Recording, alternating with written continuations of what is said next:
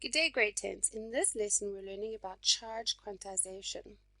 So, the smallest possible charge, called an elementary charge, is called an electron, and it's the charge of an electron. Therefore, the elementary charge is minus 1.6 times by 10 to the minus 19 coulombs for an electron. So that is the charge of one electron, minus 1.6 times by 10 to the minus 19 coulombs. The proton, even though it's approximately 2,000 times bigger, has the same charge but is positive. So the elementary charge for a proton is plus 1.6 times 10 to the minus 19 coulombs. So you can't get half an electron or half a proton. So the charges that are being transferred between our different objects are always going to be multiples of this elementary charge.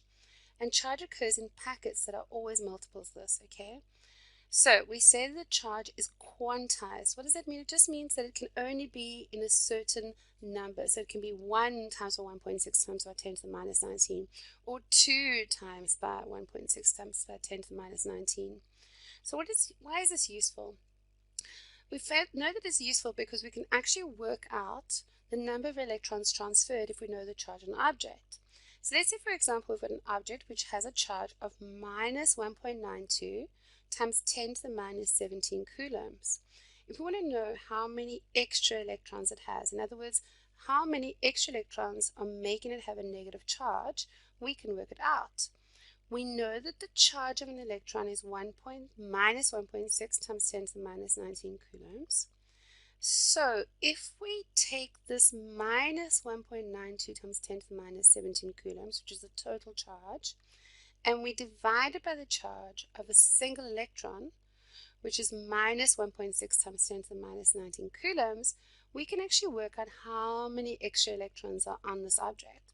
And in this case, it happens to be 120 electrons. So often they will give you an example where they'll give you two isolated insulated objects. You'll have a transfer charge because they will move from charge from one object to another, and then the question will say how many electrons were transferred, and all you need to do is take that charge and divide it by the charge of an electron, and you'll find out how many electrons. And that is that, grade 10. It's nice and easy.